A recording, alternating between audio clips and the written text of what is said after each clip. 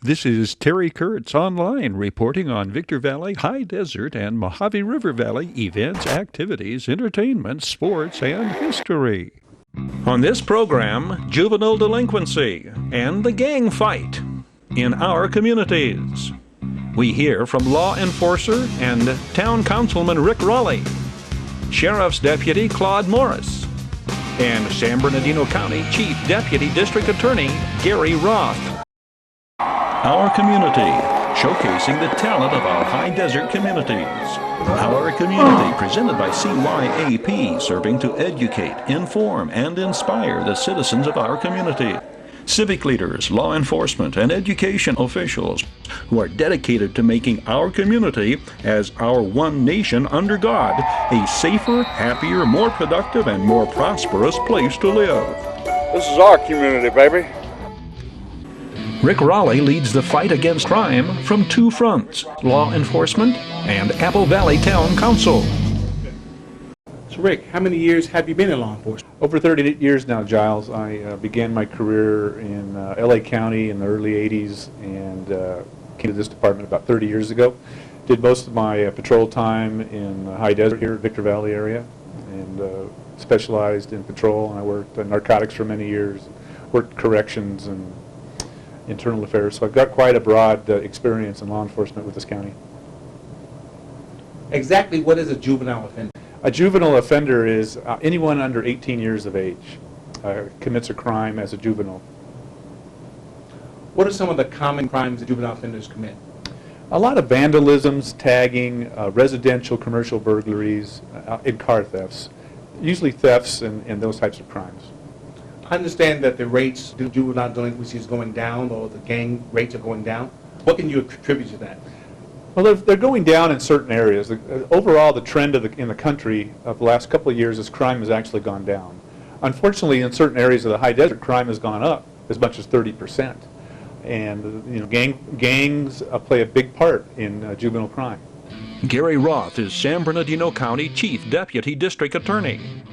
How serious is the gang problem in high desert communities? Well, I've lived in the high desert for the past 30 years, so and I've worked as a deputy district attorney primarily in the high desert for the past 30 years. So I have kind of a unique perspective. I've seen it as a resident, I've seen it as a prosecutor.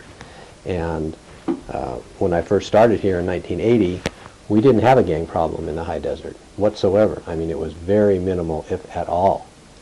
And we had 6 prosecutors in our office here in Victorville. Today, we have 30 prosecutors in the Victorville office, and we have a huge gang problem. And it's probably still understaffed.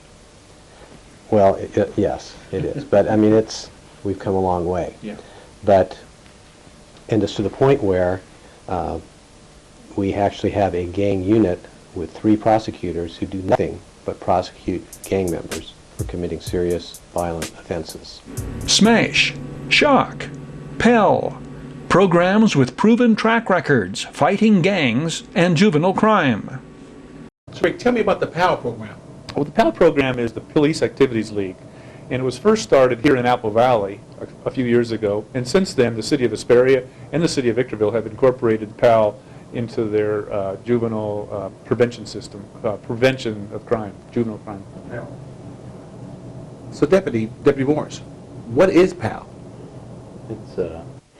PAL is the Police Activities League. It is a nonprofit organization that we've established here for the town of Apple Valley. It's AVPAL, and it started on the East Coast back in the 1800s, when, like, specifically New York Police Department. They started it as a quasi-intervention program with the youth in the area, and a way to keep the kids occupied in a productive way off the streets, and get it so there's a direct link between law enforcement and children in the community, so they don't fear us. They learn to respect us and work with us rather than running off. And under our PAL here in Apple Valley, we have 3 basic. There's the youth center, located over James Woody Park. Has multitudes of different things, keep them occupied in there. We do barbecues, different games with the kids, and it ranges from 10 years old all the way up to 17, just before they turn 18. There's the boxing program also, starts at 8 years old, and those kids have a couple hours, and then it moves in to the older kids, 12 to 18 there. Both those places are open Monday through Friday, and then the main program that we offer that has gotten the most attention is the SHOCK program. SHOCK stands for Self-Discipline, Honor, Obedience, Character, and Knowledge. It's a 10-week intervention program. So basically a breakdown of what POW is for Apple Valley. Well, how is the program funded? It's privately funded through individual donations throughout our community, and then corporations and small businesses. And this is why we only accept kids that are either live in Apple Valley or are attending Apple Valley School District for the SHOCK program and Boxing and Youth Center. But this is not a boot camp kind of location, kind of program, is it? No, absolutely not. It's completely voluntary by the children that participate in it. And some of the people view it as a boot camp, especially when they see Marines or that are assisting with our program. And then there is some yelling involved, but that's primarily during the start of the program because we're trying to break down some of these bad habits that these children have developed over the years or months. And once we break down a group of those bad habits, then we start to rebuild them. The yelling subsides. How do you expose youngsters to the realities of a life of crime? Well, one way we do this, Giles, is through the SHOCK program. And we take the juveniles actually into the county facilities with the inmates and take them on a tour and let them see how they actually live in there, because the living conditions are not very favorable in county jail. The food's not very good. There's not very much freedoms in there. And we actually let them talk to inmates who are in there for serious crimes and let them see what the future holds if they commit these types of crimes. One of the things we learned is no matter how quickly we can put gang members in prison, once we do that, the next day the gang is out recruiting new members. So if we want to stop the gang problem, we have to stop that supply of new recruits that are drafted into these gangs. And they're targeting our youth. They're targeting students, children as young as elementary school kids, junior high school kids, high school kids. So we recognize that. And the statistics show, actually, the people they target, the youth that they target, are children that are not in school. They're out on the streets, they're ditching school, they're truant, they don't have the support system that they would have in school, they're not involved in activities at school, they're not studying, they're out on the streets. They don't have a sense of self-worth that they get from being involved in wholesome activities, so they're ripe for the picking for these gangs. Some legislative measures proved counterproductive, thwarting our community's efforts to reduce gang-related crimes. So, Rick, what kind of political activity can thwart your efforts as far as fighting juvenile crime? Well, what it does is if they block funding for grants for juvenile intervention programs, it throws a wrench into it because counties and local government are strapped for money as it is. And there has to be an emphasis put on juvenile crime because it is a major problem. Another issue is like AB 109, where these inmates are released into society. Just in San Bernardino County alone, there's been 3 murders with AB 109 released inmates in the last year alone. So it's really detrimental to society and for peace in the streets. Primarily, it's people coming in. That's a big part of the problem. That's the main part of the problem. And they're coming from the Los Angeles area, and they're moving up here. And so that's been the main cause of the rise in gangs here. But then when we prosecute them, they recruit new members. So what we have, to talk about those programs that we have, the intervention and prevention, we found, and studies show that truancy by students is the main factor in preventing truancy is the main factor in avoiding the gang recruitment. So if we can keep kids in school, it's going to dry up the source of supply for the gangs. It's very important. I think all law enforcement, especially here in Apple Valley, they have a crime prevention for kids. They have a juvenile officer. Mm-hmm. The school district out here has its own police department that combats truancies and things like that. So there's quite a few programs, and it's really enforced more so here in Apple Valley than other communities. Well, you talked about the schools and how the schools work with the sheriff department. Is that working relationship working well as far as the juvenile delinquency rate, et cetera? Yes, it works very well. Like I mentioned earlier, the Apple Valley School District has its own police chief and its own police officers and its own police cars. And they monitor the frequencies of the sheriff's department on the radios so that we work really close together to combat this problem. What, if any, are there liabilities for parents if their child is considered a juvenile offender? Yes, very much so. The parents are liable for the expenses of all the damages, and with the kids, with their children, if their children's vandalize something, burn something, they're liable for financial damage. So Rick, how can people like us help fight juvenile crime? Well, there's several ways. Again, it really comes down to the parents and families and siblings too. And there's other issues. There's the crime watch, the neighborhood watch programs, and really report when you see things that are suspicious in nature, and trust that the police are going to do the right thing. So Rick, you don't fight this issue alone. Oh, absolutely not. No, we rely on families and churches and nonprofits, and we rely on the court system, the district attorney's office, juvenile probation, all kinds of different outlets to get involved with this. Youth football, baseball, soccer, all those groups help with the juvenile delinquent and crime problems. The more kids that are involved with those programs, the less time they have running around in the neighborhoods causing problems. So it's very important that we work closely with those groups. So Rick, it sounds like to me that councilman here for Apple Valley, the town of Apple Valley, you like to see a problem and to analyze it first, and to try to build a coalition of people or groups to help solve that problem with you. Is that correct? Yes, that's very correct, Giles. We, at the town council level, we get lots of different complaints from citizens about different problems, such as James Woody Park and different areas of the town. And since then, we funded PAL, we fund the skate park out there, we fund different programs, after-school recreation programs. So we're very engaged at the local government level, along with law enforcement, to solve this problem.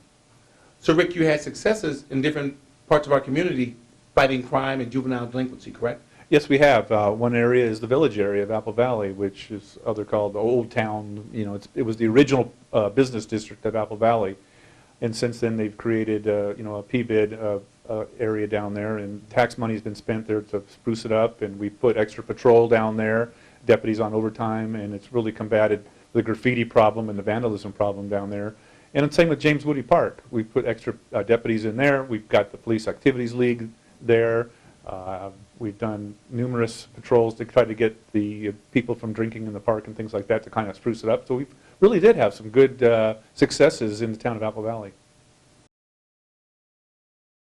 So Rick, as you were talking about, it takes an average of $49,000 in California to put someone in prison. You prefer to spend any kind of resources on dealing with issues before they become criminals and we're forced to put them in prison? Oh, absolutely. If a kid gets arrested as a juvenile and then moves on and gets arrested and goes to state prison, really it's like a college for criminals going to prison. So we want to make sure that they stay out of the detention system and get them early in life. So it's very important to stop that, because once they go to prison, the chances of going back are very high. In fact, the stats show that over 75% of people go back to prison a second time.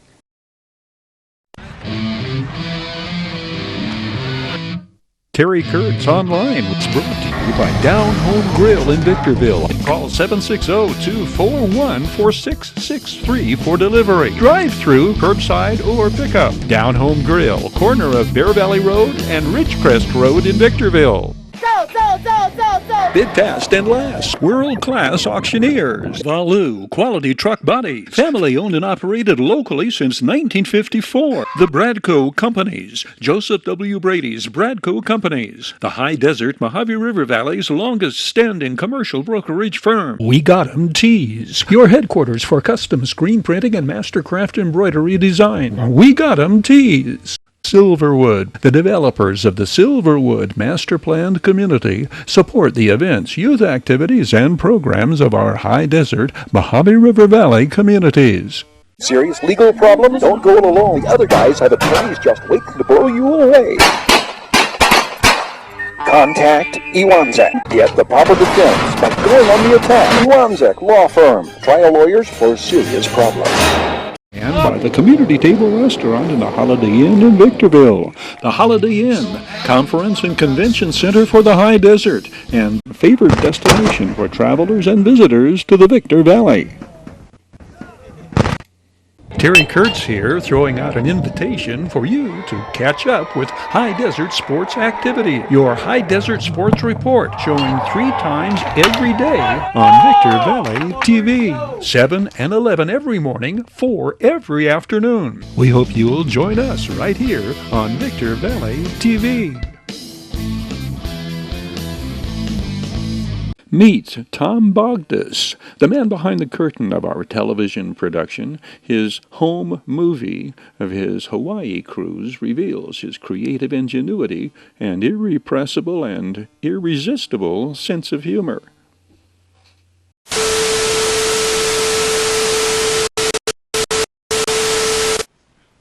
I think it's working. I don't know. We'll find out.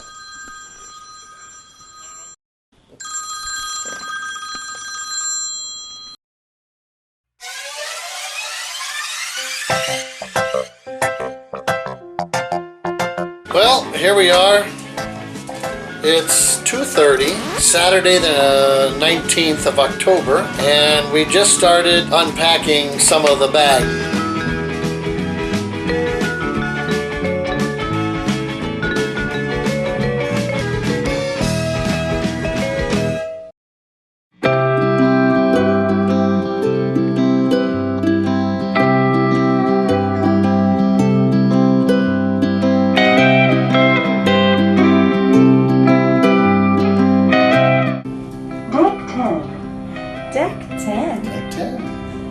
Making Nora's. Yes. Or would you like something maybe with some larger Window seat. window seat on that side there? Okay. Hey, okay, here we are. Day number 2.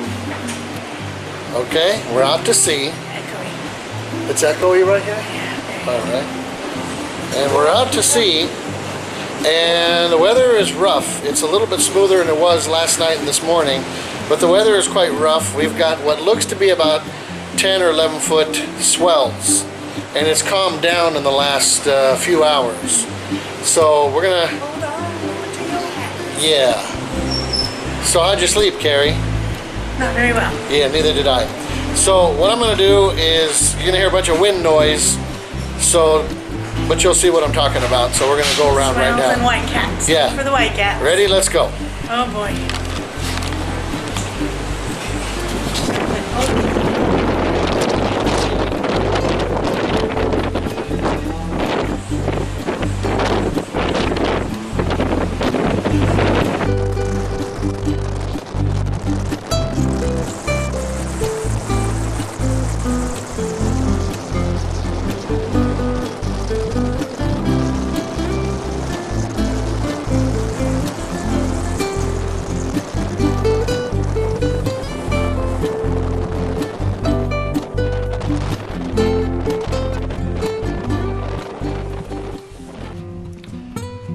Day 3, just left our room.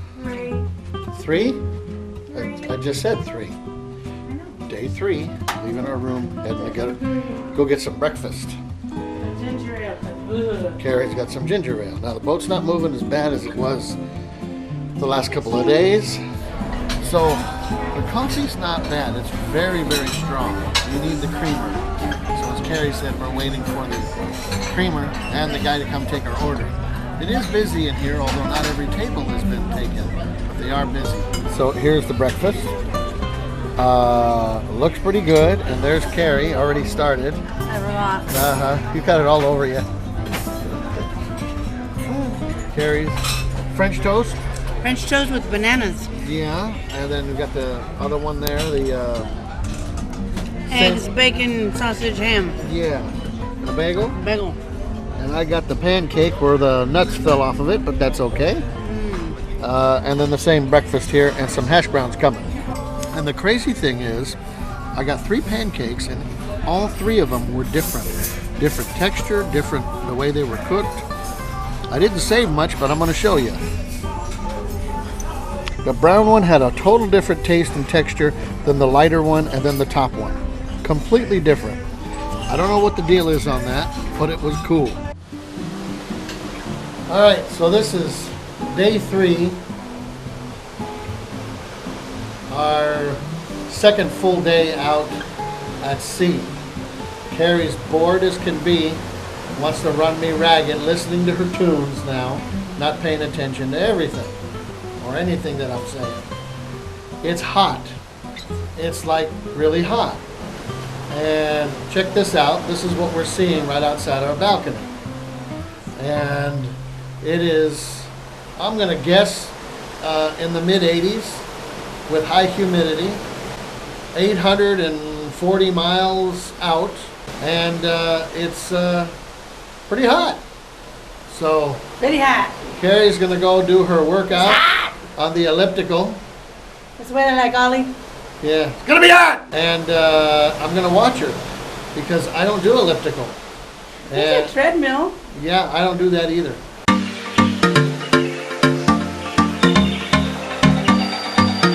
Ooh, that sun coming out. That is hot. It's hot.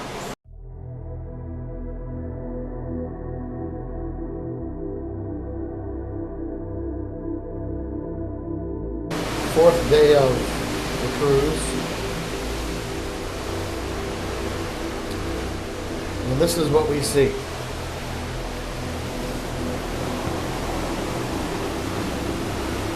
As far as you can see, ocean.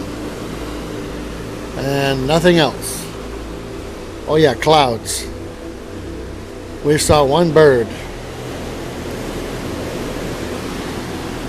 It's quite interesting to see the blue ocean, so crisp and blue. Oh, flying fish. Wow, that's neat. And we got some good rain last night. Not heavy rain, just steady, thick drizzle, I would say. But it was so much that it soaked everything. We've had, well, we've just ate. And, oh yeah, we ate. After that, I think we went to go get something to eat. At some point in there, we had lunch. We did miss dinner last night. We were not hungry. Right? She's over there vegging in bed. We just had breakfast. I think what we're going to do today is probably go get something to eat. And maybe something to drink in there too. That's pretty much it. We might just go eat. We might go to the gym. Yeah, we'll go to the gym, watch her do an elliptical thing. I did something on the bicycle, on the bike trainer thing, that really messed up my knee yesterday. Really hurt for a long time. Obviously, I know I have a bad knee. But I will try the treadmill, I think, today. That'd be a little different. Treadmill. And we're watching on the TV the camera of the Lido deck. Anyways, the reason we're watching this is because none of the other channels are working. We are out of a coverage area. My thoughts are, it's satellite TV anyways. Is there a blockage in space?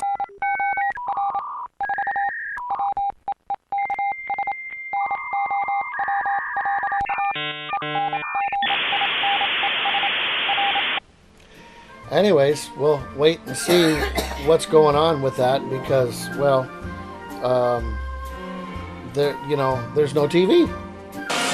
It's nothing like the sweet spot on Carnival Cruises. We're trying out the afternoon snack here. A little bit of, it looks like shortbread cookies. I don't know what this chocolate one was. What was it? Hazelnut chocolate. Hazelnut. And that there? Coffee cream cake. Sugar-free key lime pie. Key lime? Key lime cake. Cake, okay. Some hot chocolate. Hot chocolate. Mixed with coffee. Yeah, we blended it with coffee. Iced tea. I love their ice. Yeah, they got the crushed ice. Love the ice. So, it's good, huh? All right. For sure.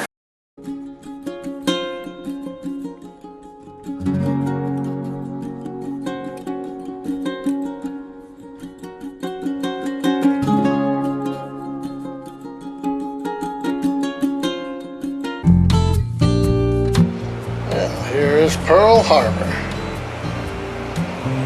Honolulu.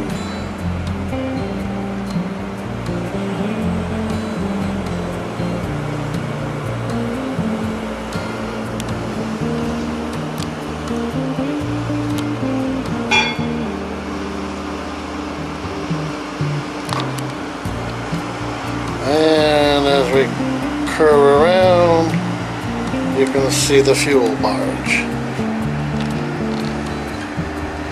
doing their thing.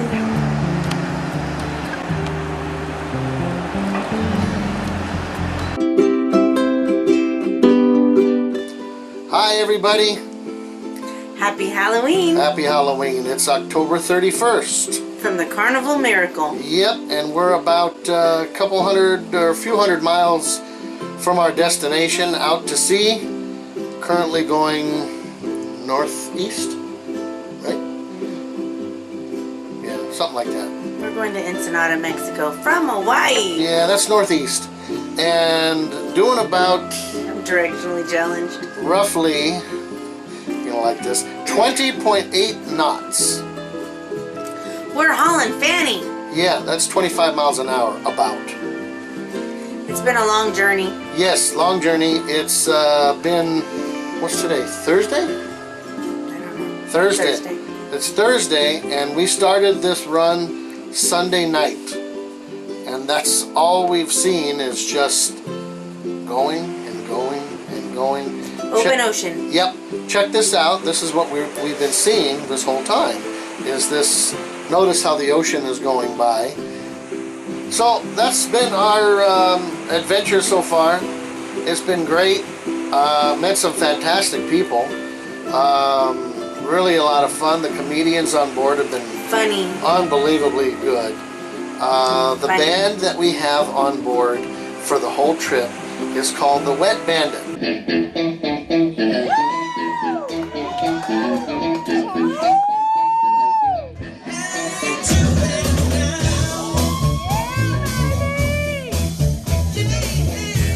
They got Amazing. one sound engineer for the whole ship. We've had lunch with Chloe, our cruise director. Yeah, cruise. So happy birthday to Jacob. Jacob's birthday today. Yep. Happy birthday. Uh-huh. Spend $6 a minute to say happy birthday. This Oh, call cost me yeah. $36. Yeah, cellular. Terry Kurtz here, throwing out an invitation for you to catch up with High Desert Sports Activity, your High Desert Sports Reports, right here on Victor Valley TV. Terry Kurtz Online was brought to you by Down Home Grill in Victorville. Call 760-241-4663 for delivery, drive-through, curbside, or pickup. Down Home Grill, corner of Bear Valley Road and Ridgecrest Road in Victorville. Bid fast and last. World-class auctioneers. Valu Quality Truck Body. Family owned and operated locally since 1954. The Bradco Companies. Joseph W. Brady's Bradco Companies. The High Desert Mojave River Valley's longest standing commercial brokerage firm. We Got 'em Tees. Your headquarters for custom screen printing and mastercraft embroidery design. We Got 'em Tees. Silverwood. The developers of the Silverwood Master Planned Community support the events, youth activities, and programs of our High Desert Mojave River Valley communities. Serious legal problems? Don't go alone. The other guys have attorneys just waiting to blow you away. Contact Iwanzek. Get the proper defense by going on the attack. Iwanzek Law Firm. Trial lawyers for serious problems. And by the Community Table Restaurant in the Holiday Inn in Victorville. The Holiday Inn, Conference and Convention Center for the High Desert, and favored destination for travelers and visitors to the Victor Valley. That's going to do it for this edition of Terry Kurtz Online as we close out to the pounding rhythm of Hank Miranda's Final Exit. Thank you for watching. Hope to see you again next time around.